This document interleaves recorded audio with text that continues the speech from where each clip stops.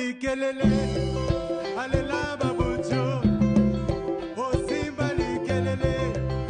suis Jocelyn Balou, artiste musicien de la République démocratique du Congo, auteur, compositeur et arrangeur.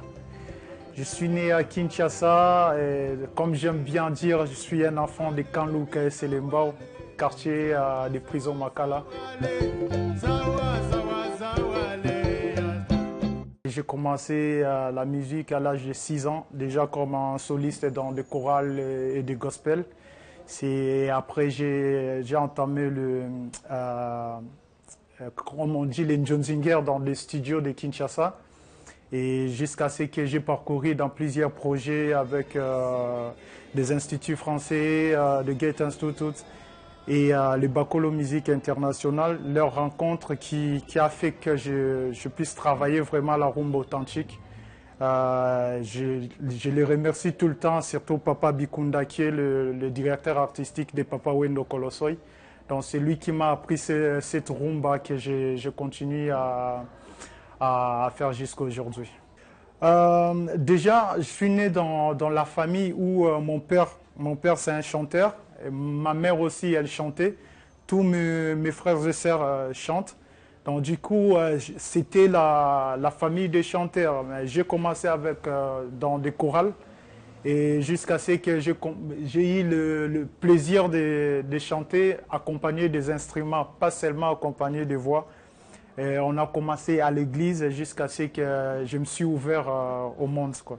Ma vision, ça reste la musique, l'industrie de la musique reste le moyen pour éduquer la masse, pour éveiller et pour informer et surtout pour préserver la culture. C'est la conservation de périodes. Parce qu'aujourd'hui, si à travers des chansons, on peut comprendre qu'est-ce qui s'est passé dans la période dans un pays, par exemple. Quand on parle des indépendances au Congo, quand on écoute Indépendance Tcha-Tcha, ou quand on écoute certaines musiques avant l'indépendance, on comprend que le peuple congolais commençait à en avoir marre. Jusqu'à années 60 où on a reçu l'indépendance, on comprend que c'était là qu'on a eu l'indépendance. Et années 70, on comprend que c'est un peuple qui commence à faire la fête. Donc la musique, c'est une conservatoire des histoires et de la culture, quoi.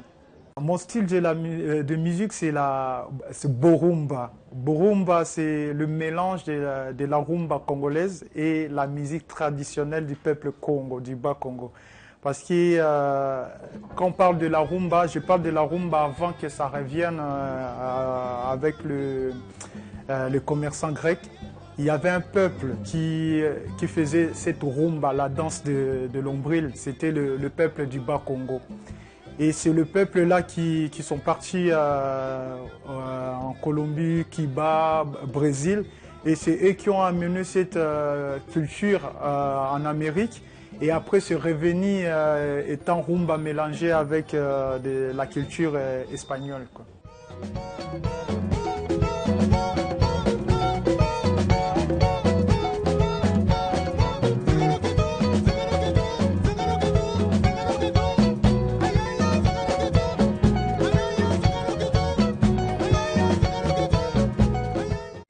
Ouais, déjà, la difficulté, c'est être un Africain. Et nos gouvernements africains, ils ne nous aident pas pour ça. Et moi, j'ai toujours eu la rage de voir qu'on peut sillonner facilement en Europe, mais on ne peut pas sillonner facilement en Afrique. Étant qu'Africain, ça fait mal. Et de voir que le gouvernement ne réfléchit pas pour ça. Et ce n'est pas seulement pour moi, c'est pour tous les artistes. On a du mal même à faire des tournées en Afrique parce que rien que les visas peut coûter déjà le billet d'avion. Donc si on parle de l'Union africaine, si c'est vrai il y a l'Union africaine, on doit commencer d'abord à avoir les circulations libres de tout le peuple africain. Imagine, je donne un exemple, on vient ici au Cap-Vert. Et moi, je paye plus que mes musiciens pour rentrer ici au Cap-Vert. C'est la même chose si je pars au Sénégal, si je pars au Burkina, si je pars même au Congo-Brazzaville. Étant congolais, et peuple Congo, parce que j'ai mon peuple qui sont en Angola, qui sont au Congo-Brazzaville et au Gabon, mais je dois payer au moins 250 ou 280 € pour avoir le visa. Tandis qu'un Français, un Européen, il va rentrer facilement. Et ça, ce n'est pas un problème des Européens, c'est un problème de nous les Africains. Et moi, ça me fout la rage, ça me dégoûte de dire qu'on a Union africaine, mais on ne peut pas circuler libre tant qu'Africain en Afrique. C'est ça le vrai challenge qu'on doit nous tous se battre pour que ça finisse, quoi. On doit aimer l'Afrique d'abord et nos intérêts après. Parce que si on aime l'Afrique, on le met en avant, tout ira mieux. On n'aura même plus tous ces problèmes. Donc mettons-nous l'Afrique à l'avance, aimons-nous l'Afrique et tout ira mieux. Là, on est en train de mettre en place notre tournée.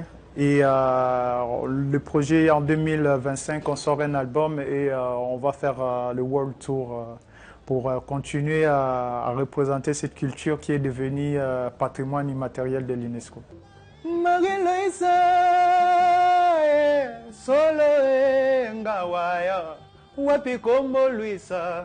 Lobelanga tina wapi Luisa, Loisa, na kobalase, Luisa, na kotila yobo kila lobi, Luisa, awalezi kaminene, awalezi kaminene, awalezi kaminene, Josalamba luba sawa sawa le.